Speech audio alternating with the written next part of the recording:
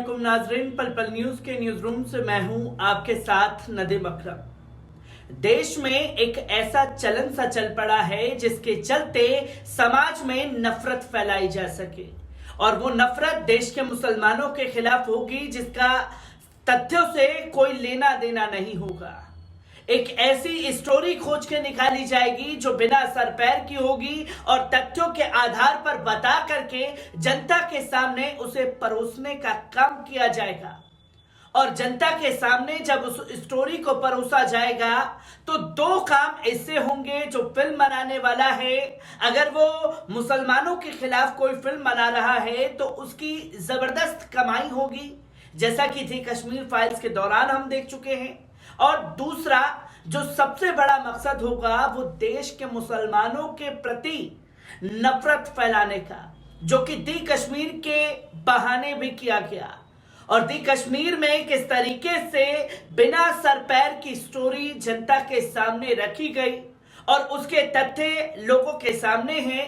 जिन लोगों के साथ ये घटना घटी उन लोगों ने खुद आगे आकर के बताया कि जैसा फिल्म में दिखाया गया है ऐसा कुछ हुआ नहीं था। और दी कश्मीर फाइल्स के बाद किस तरीके से देश के मुसलमानों के खिलाफ एक नफरत भरा माहौल हुआ और जगह जगह रैली के दौरान छुटपुट दंगे हुए, छुटपुट हिंसा हुई, मुस्लिम बस्तियों में तांडव मचाया गया दी कश्मीर फाइल्स के दौरान। और अब एक ऐसी ही स्टोरी जनता के सामने परोसने का काम किया जा रहा है जिसके टीजर को देखते ही अंधभक्तों ने यह मान लिया है कि भाई साहब मुसलमानों ने तो ऐसा ही किया था। जो कि द केरला स्टोरी का टीजर रिलीज हुआ तो हर कोई हैरान रह गया। और जो एक डाटा दिया गया द केरला स्टोरी के जरिए कि 32,000 हिंदू लड़कियां जो हैं उनका धर्म परिवर्तन कराया गया और 32,000 हिंदू लड़कियों को जो है आईएसआईएस का आतंकी बनाया गया, जो कि टीजर के जरिए ये बताने की कोशिश की गई है। और जब इतना बड़ा आंकड़ा था तो इंटेलिजेंस क्या कर रहे थे, तमाम एजेंसियां क्या कर रही थी, तब जाकर के रोकने की कोशिश क्यों नहीं की गई। यह सबसे बड़ा सवाल खड़ा होता है जो इस स्टोरी में कहीं दिखाया नहीं गया। और सरकार को भी यह कहना पड़ा कि ऐसा कोई तथ्य है नहीं जिसे दिखाने की कोशिश द केरल स्टोरी में की गई है। किस तरीके से तमाम चीजें सामने आई हैं, एक बार इस पूरी रिपोर्ट पर नजर डाल लेते हैं। केरल में पिछले 10 साल में 32,000 लड़कियों के गायब होने और उसके पीछे आतंकवादी संगठन आईएसआईएस का हाथ होने की कहानी बड़े पर्दे पर आ रही है। फिल्म का नाम द केरल स्टोरी है जिसे सुदीप्तु सेन डायरेक्ट कर रहे हैं। फिल्म में ह्यूमन ट्रैफिकिंग, आईएसआईएस द्वारा लड़कियों को उठाना, उनसे अपने लड़ाकों की शादी कराना, धर्म परिवर्तन जैसे मुद्दे हैं। फिल्म के टीजर में केरल से हो रही हजारों लड़कियों की तस्करी और अवैध व्यापार के बारे में बताया गया है। टीजर के मुताबिक अभी तक केरल से 32,000 से अधिक महिलाओं का अपहरण हुआ है। यहीं से केरल को इस्लामिक राज्य में बदलने के लिए एक अभियान भी शुरू किया जाता है। केरल में इस तरह की घटनाएं एक दशक से भी ज्यादा समय से हो रही हैं। इस पर मेकर्स ने लंबे समय तक रिसर्च किया है। टीजर की शुरुआत होती है अदा शर्मा के नरेशन से, जहां वो बताती हैं कि कैसे उनका धर्मांतरण हुआ, उन्हें हिंदू से इस्लाम धर्म में लाया गया और शालीन से उन कृष्णन से फातिमा बानो बना दिया गया। नर्स बनना चाहती थी, लोगों की सेवा करना चाहती थी, लेकिन बना दी गई आईएसआईएस की आतंकवादी। टीजर में दिखाया गया है कि शालिनी के साथ साथ ये कहानी उन 32,000 महिलाओं की भी है जो केरल राज्य से गायब हो चुकी हैं। टीजर के मुताबिक या तो अफगानिस्तान में हैं या फिर सीरिया और यमन के रेगिस्तान में दफन हो चुकी हैं। मेकर्स विपुल अमृतलाल शाह का दावा है कि फिल्म केरल के इस बड़े मुद्दे जैसे इंटेलिजेंसी यानी कट्टरता को उजागर करती है, लेकिन सोशल एक्टिविस्ट और लोग जो खुद केरल के मुद्दों को जानकार मानते हैं उनका कहना है कि कुछ और ही है। जब से टीजर रिलीज हुआ है फिल्म पर कई सवाल उठाए जा रहे हैं। मेकर्स को ये कहकर कटघरे में खड़ा किया जा रहा है कि पहले अपना रिसर्च करें, फिल्म बनाएं।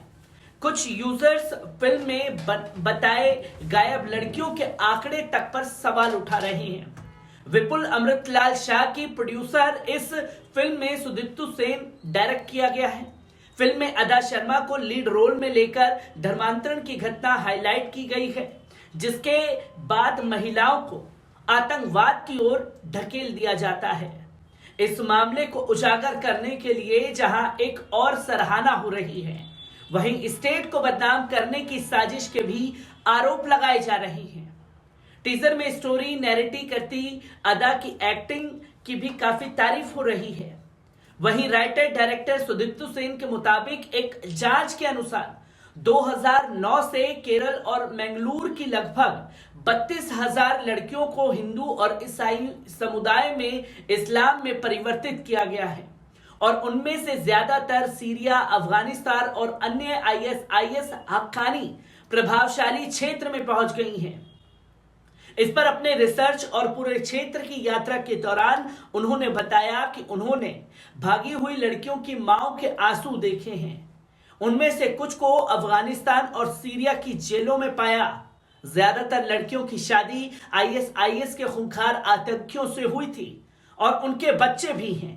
ये महत्वपूर्ण फिल्म उन सभी मांओं के रोने की आवाज सुनने की कोशिश कर रही है जिन्होंने अपनी बेटियों को खो दिया है, जिस पर कई सोशल मीडिया यूजर्स की प्रतिक्रिया भी सामने आई है।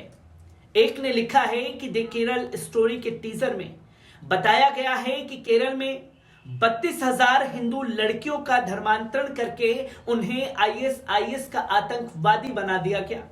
सरकारी स्तर पर 32,000 जैसा कोई आंकड़ा मौजूद ही नहीं है। ये केरल को बदनाम करने की साजिश है। मुख्यमंत्री पी विजयन को कानूनी शिकंजा कसना चाहिए इन नफरती लोगों पर जो सरकार के खिलाफ नफरत फैला रहे हैं, जो केरल के खिलाफ एक दुष्भाव फैला रहे हैं, जिसके चलते वो ये दिखा सकें कि केरल किस तरीके से ISIS की तरफ बढ़ रहा है, जिसकी तमाम तस्वीरें जो हैं सामने आ रही हैं। और क्यों केरल की स्टोरी को ज्यादा हाईलाइट अंधभक्तों द्वारा किया जा रहा है, उस पहलू को भी समझ लेना जरूरी है। क्योंकि केरल में जो नफरत के सौदागर हैं, खासतौर पर उनका वजूद वहां खत्म हो चुका है और उन पार्टियों को और उनके संगठनों को चाहिए कि कैसे वो वहां पर अपनी मजबूती हासिल करें, क्योंकि जमीनी स्तर पर सब करके देख लिया पर इनके नफरत का एजेंडा जो है वो 0 सीट पर सिमटा हुआ है। और अगर दी कश्मीर फाइल्स के जरिए उन्होंने दी केरल स्टोरी को हाइप दे दिया और तमाम चीजें दे दी, तो एक नफरत का प्रोपेगेंडा जो है वो तैयार हो जाएगा केरल सरकार के खिलाफ और मुसलमानों के खिलाफ। और जब मुसलमानों के खिलाफ नफरत फैलाएंगे तो अपनी राजनीतिक रोटियां सेकने का मौका भी इस फिल्म के जरिए उन नफरती पार्टियों और खासतौर पर उन संगठनों को मिल जाएगा। जो कि आंकड़ा तो बता दिया गया, पर आंकड़े जो सामने होने चाहिए वो कहीं भी रजिस्टर नहीं है। मैं ऐसी ही खबरों से आपको रूबरू कराता रहूंगा। दीजिए इजाजत, शुक्रिया।